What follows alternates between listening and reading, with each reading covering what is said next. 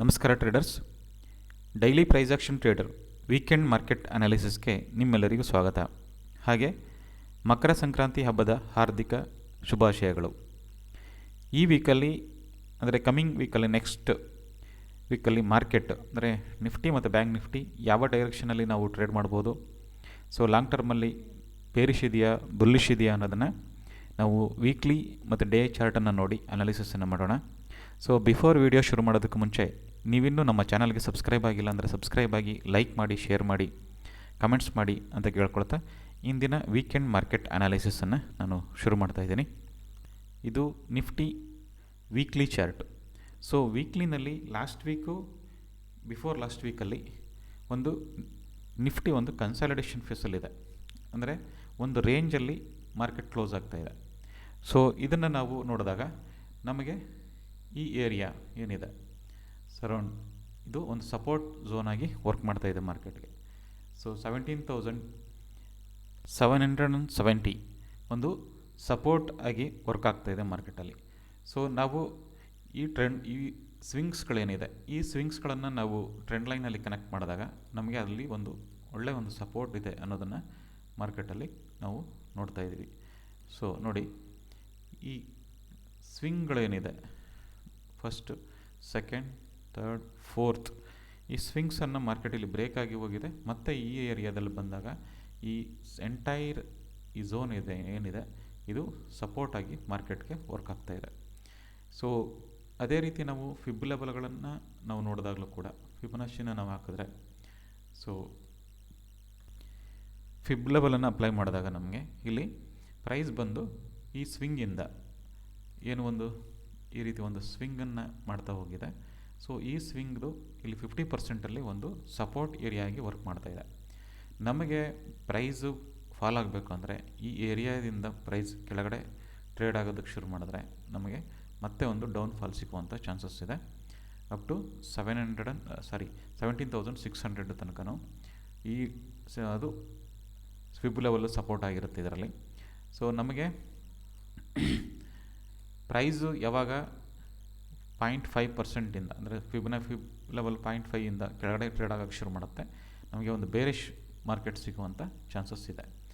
So last ವೀಕಲ್ಲಿ ಒಂದು indecision ಒಂದು ಕ್ಯಾಂಡಲ್ ಸ್ಟಿಕ್ ಮಾಡಿದೆ, ಇಲ್ಲಿ ಒಂದು ಡೋಜಿ ಟೈಪ್ ಪ್ರೈಸ್ ಎಲ್ಲಿ ಓಪನ್ ಆಯಿತು ಲಾಸ್ಟ್ ವೀಕಲ್ಲಿ ಅಲ್ಲೇ ಒಂದು ಕ್ಲೋಸನ್ನು ಮಾಡಿದೆ.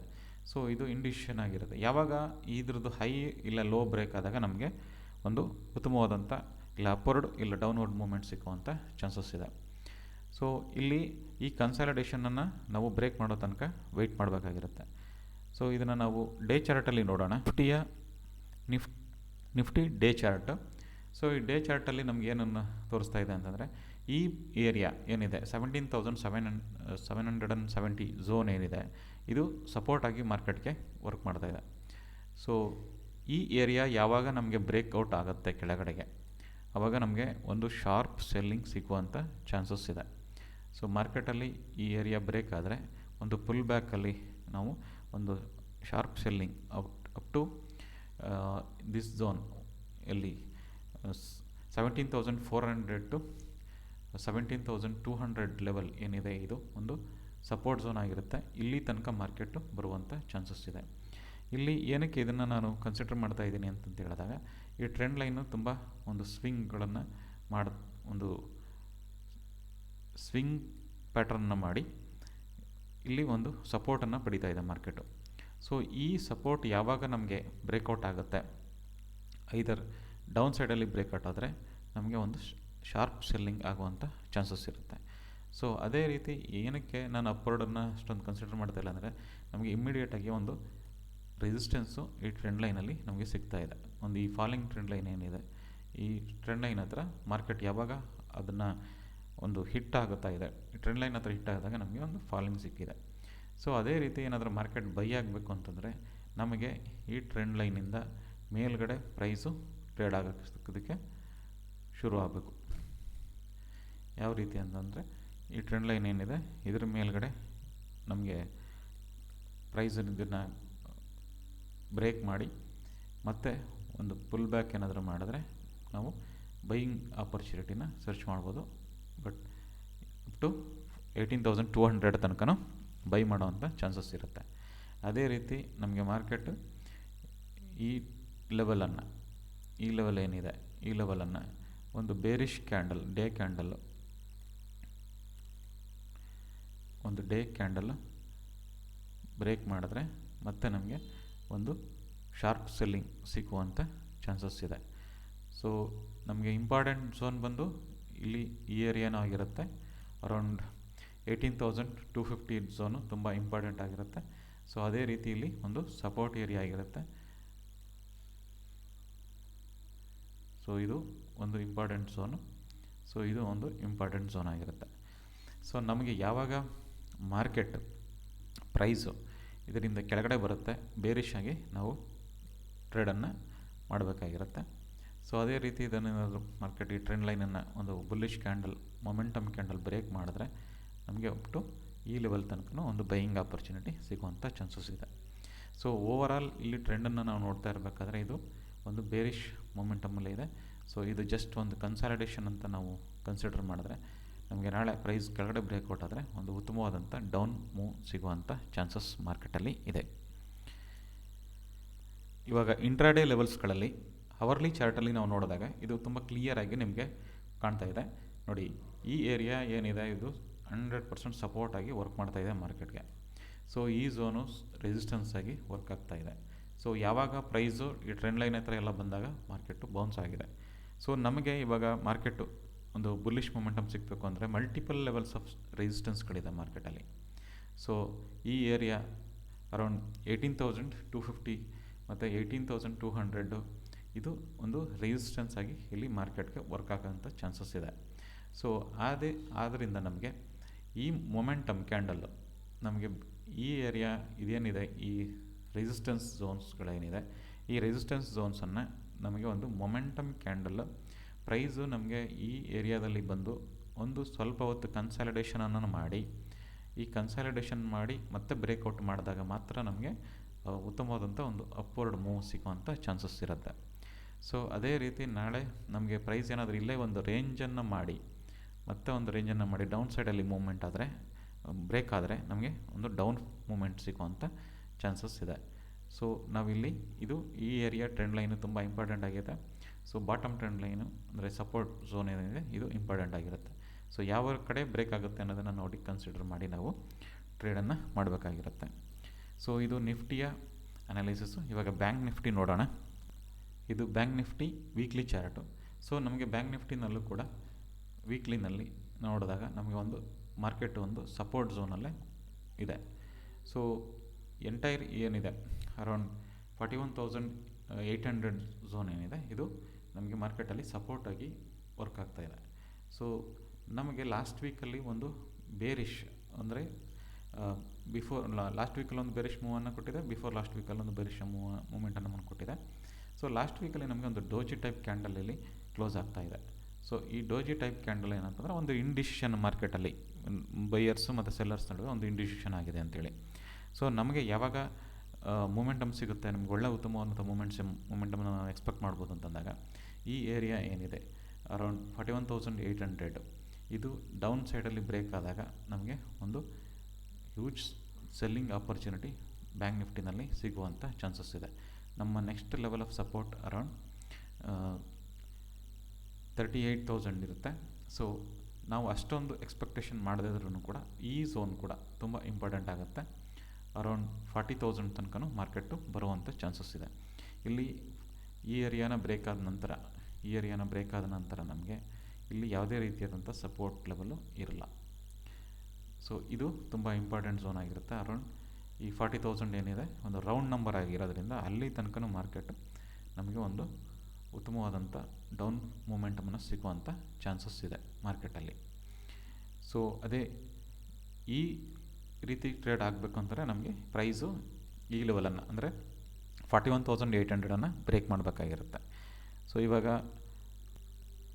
ಡೇ ಚಾರ್ಟನ್ನು ನೋಡೋಣ.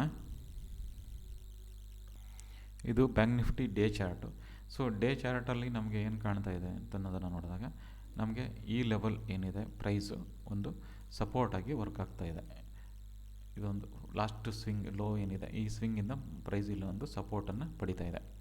ಸೊ ಅದೇ ರೀತಿ ನಾವು ಇನ್ನೂ ಒಂದು ಟ್ರೆಂಡ್ ಲೈನನ್ನು ಈ ರೀತಿ ಕನೆಕ್ಟ್ ಮಾಡಿದಾಗ ನೋಡಿ, ಈ ಸ್ವಿಂಗು ಮತ್ತು ಈ ಸ್ವಿಂಗನ್ನು ಕನೆಕ್ಟ್ ಮಾಡಿದಾಗ ನಮಗಿಲ್ಲಿ ಕಂಡು ಬರ್ತಾ ಇರತಕ್ಕಂಥದ್ದು ಪ್ರೈಸು ಒಂದು ಕಂಪ್ರೆಷನನ್ನು ಮಾಡ್ತಾಯಿದೆ, ಅಂದರೆ ಒಂದು ರೇಂಜನ್ನು ಮಾಡುವಂಥ ಚಾನ್ಸಸ್ ಇದೆ ಅಂಥೇಳಿ.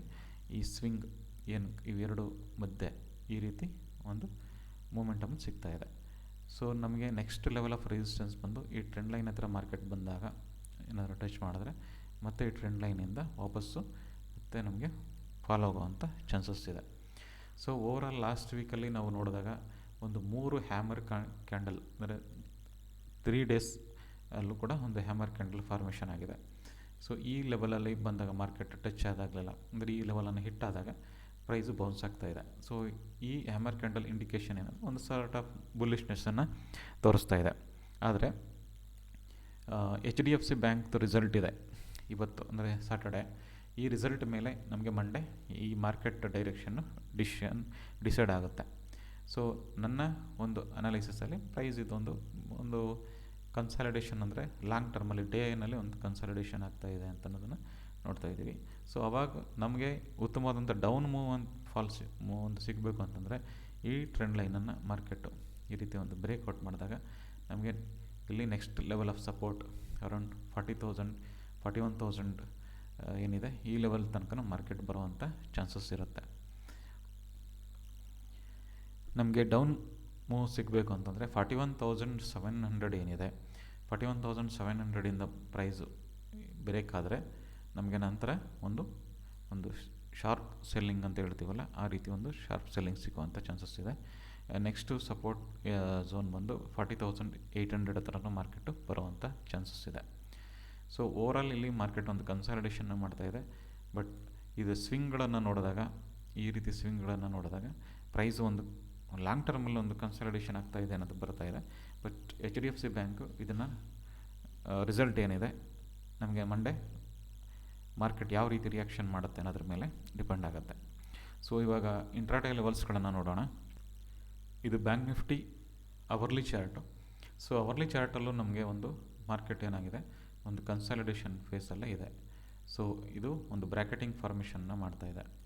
ಸೊ ಈ ಬ್ರ್ಯಾಕೆಟಿಂಗ್ ಫಾರ್ಮೇಷನ್ನಿಂದ ಯಾವಾಗ ನಮಗೆ ಮಾರ್ಕೆಟ್ ಹೊರಗಡೆ ಬರುತ್ತೆ, ಈ ಪ್ರೈಸ್ ಆ್ಯಕ್ಷನ್ನಿಂದ ಈ ಬ್ರ್ಯಾಕೆಟ್ ಏನಿದೆ ಇದರಿಂದ ಅಪ್ವರ್ಡ್ ಇದರಲ್ಲಿ ಬ್ರೇಕ್ ಮಾಡಿದ್ರೆ ನಮಗೆ ಒಂದು ಅಪ್ ಟು 42,700 ತನಕ ಒಂದು ಬುಲ್ಲಿಶ್ ಮೂವ್ ಸಿಗುವಂಥ ಚಾನ್ಸಸ್ ಇದೆ. ಸೊ ಅದೇ ರೀತಿ ಈ ಏರಿಯಾ ಒಂದು ರೆಸಿಸ್ಟೆನ್ಸ್ ಆಗಿ ಮಾರ್ಕೆಟ್ಗೆ ವರ್ಕ್ ಆಗುತ್ತೆ.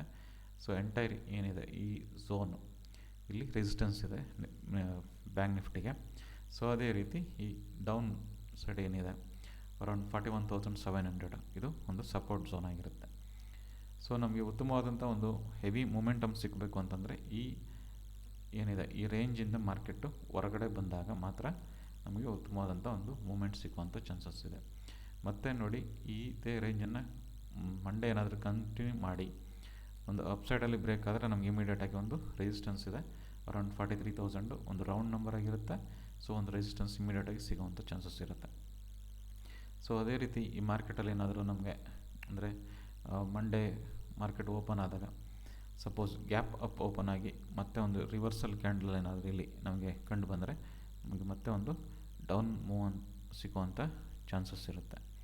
ಸೊ ಅದೇ ರೀತಿ ಡೌನ್ ಮೂಮೆಂಟ್ ತುಂಬ ನಮಗೆ ಸಿಗಬೇಕಂತಂದಾಗ ಈ ಏರಿಯಾನ ಮಾರ್ಕೆಟು ಬ್ರೇಕ್ ಮಾಡಿದಾಗ ಮಾತ್ರ ನಮಗೆ ಡೌನ್ ಸೈಡಲ್ಲಿ ಒಂದು ಉತ್ತಮವಾದಂಥ ಮಾರ್ಕೆಟ್ ಸಿಗೋವಂಥ ಚಾನ್ಸಸ್ ಇರುತ್ತೆ. ಸೊ ನಮಗೆ ಇಂಪಾರ್ಟೆಂಟ್ ಝೋನ್ ಬಂದು 41,700 ಇರುತ್ತೆ ಮತ್ತು 42,700. So price in between this ಈ ಏರಿಯಾದೊಳಗಡೆ ಒಂದು ಕನ್ಸಾಲಿಡೇಷನನ್ನು ಮಾಡ್ತಾಯಿದೆ. ಸೊ ಇದು ಕನ್ಸಾಲಿಡೇಷನ್ ಮಾಡ್ತಿರೋದ್ರಿಂದ ಡೌನ್ ಸೈಡಲ್ಲಿ ಮಾರ್ಕೆಟ್ ಬ್ರೇಕ್ ಆದರೆ ಉತ್ತಮವಾದಂಥ ಡೌನ್ ಮೂವ್ ಸಿಗುವಂಥ ಚಾನ್ಸಸ್ ಇದೆ. ಸೊ ಅದೇ ರೀತಿ ಅಪ್ ಸೈಡಲ್ಲಿ ಮೂವ್ ಬ್ರೇಕ್ಔಟ್ ಆದರೆ ನಮಗೆ ಇಮಿಡಿಯೇಟಾಗಿ ರೆಸಿಸ್ಟೆನ್ಸ್ ಇದೆ. ಸೊ ಈ ಏರಿಯಾನೂ ಕೂಡ ಏನಾದರೂ ಬ್ರೇಕ್ ಆದರೆ ನಮಗೆ ಮತ್ತೆ ಒಂದು ಅಪ್ವರ್ಡ್ ಮೂಮೆಂಟಮ್ ಸಿಗುವಂಥ ಚಾನ್ಸಸ್ ಇದೆ. ಸೊ HDFC ಬ್ಯಾಂಕ್ ರಿಸಲ್ಟು ತುಂಬ ಇಂಪಾರ್ಟೆಂಟ್ ಆಗುತ್ತೆ. ಈ ರಿಸಲ್ಟ್ ಮೇಲೆ ಬ್ಯಾಂಕ್ ನಿಫ್ಟಿದು ಮಂಡೇ ಯಾವ ರೀತಿ ಬುಲಿಶ್ ಆಗುತ್ತೋ ಬೇರಿಶ್ ಆಗುತ್ತೋ ಅನ್ನೋದನ್ನು ನಾವು ನೋಡಿ ಟ್ರೇಡ್ ಮಾಡಬೇಕಾಗಿರುತ್ತೆ. ಸೊ ಇದಾಗಿತ್ತು ನಿಫ್ಟಿ ಮತ್ತು ಬ್ಯಾಂಕ್ ನಿಫ್ಟಿಯ ವೀಕ್ಲಿ, ಡೇಲಿ ಮತ್ತು ಇಂಟ್ರಾಡೇ ಲೆವೆಲ್ಸ್ಗಳ ಅನಾಲಿಸಿಸು. ಸೊ ವಿಡಿಯೋ ಇಷ್ಟ ಆಗಿದ್ದರೆ ಲೈಕ್ ಮಾಡಿ, ಶೇರ್ ಮಾಡಿ, ಕಮೆಂಟ್ಸ್ ಮಾಡಿ ಅಂತ ಕೇಳ್ಕೊಳ್ತಾ, ಹಾಗೆ ನಮ್ಮ ಟೆಲಿಗ್ರಾಮ್ ಚಾನಲ್ ಲಿಂಕ್ ಡಿಸ್ಕ್ರಿಪ್ಷನ್ಸಲ್ಲಿದೆ. ಸೊ ಎಜುಕೇಷನಲ್ ಪರ್ಪಸಲ್ಲಿ ನಾವು ಇಂಟ್ರಾಡೇಬಲ್ ಲೆವೆಲ್ಸ್ಗಳನ್ನು ಮತ್ತು ಲಾಂಗ್ ಟರ್ಮ್ ಲೆವೆಲ್ಸ್ಗಳನ್ನು ನಾನು ಅಪ್ಡೇಟ್ ಮಾಡ್ತಾ ಇರ್ತೀನಿ.